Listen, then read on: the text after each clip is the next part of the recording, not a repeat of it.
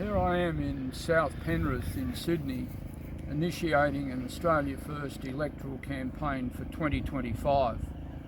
I'm standing beneath a road sign, Bandera Road. Why?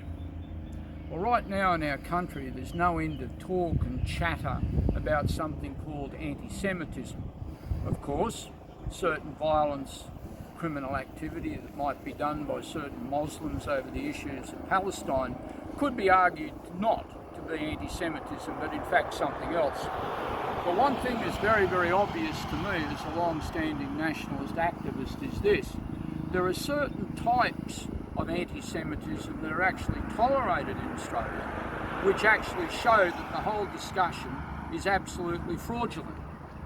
Right now, Mr Albanese has appointed a lady, Gillian Segal, as his Prime Ministerial envoy to combat anti-Semitism. So what's all this about? Bandera Road.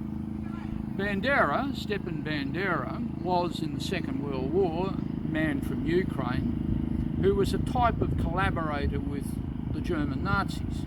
His deputy, Mr Stetsko, was actually a fake Prime Minister of Ukraine for a while, and later he offered his services late in the end of the war to German authority to raise certain Ukrainians who might fight the Soviets.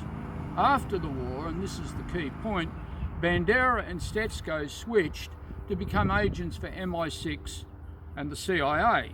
The relationship, ladies and gentlemen, existed for 75 years.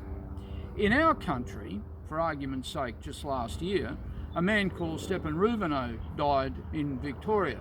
Mr Rumenov presented himself as an ardent multiculturalist. He won an Order of Australia medal.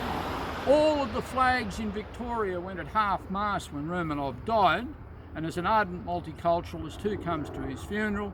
Bill Shorten. Yet, Rumenov has written books which, if I wrote it or you wrote it, would possibly be classed as anti-Semitic.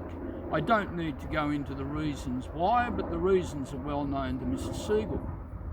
What we have in Australia right now is certain, let's just say, property damage, other violence directed at Jewish people, sometimes done by Muslims and Arab groups. They have a legitimate grievance from their point of view. You won't convince them that they don't. And nextly, it's something connected to Palestine. It's not anti-Semitism, it's something else. But this thing called anti-Semitism in Australia, does it actually and really exist? Bandera and his friend Stetsko were followers of a thing called the Organisation of Ukrainian Nationalists. Whether they were nationalists or not, you'd really have to debate it. Committed a lot of war crimes. They committed war crimes against Soviet soldiers, German soldiers, Polish civilians, and most interesting too, sometimes occasionally to Jews. But these Ukrainians are tolerated. They are tolerated in Australia today. If you went to the Ukrainian club, I think until recent times, you'd find pictures of Stetsko and Bandera all over the place. Where are we left here? It would seem that when it actually suits the powers that be, they don't mind pushing a little bit of this so-called anti-Semitism. We all know that Vladimir Putin complained against some units of soldiers in Ukraine who were actually linked to the Banderaites. He called them the Nazis in Ukraine.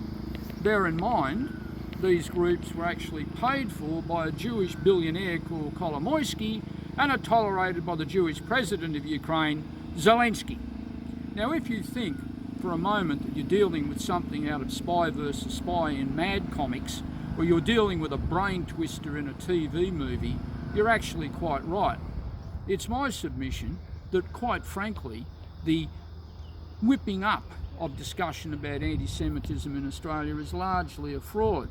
It doesn't include the Arabs or the Muslims because they represent something quite different. It seems to me that it's an attempt to mobilise Australian opinion for an entirely different agenda. We all know that, according to certain activists like Rubenstein or Abramovich or Rivchin from the Jewish community in Australia, and certainly Ms Segal, they say that anti-Semitism must not be tolerated. But it would appear that if it serves a purpose, and what's the link?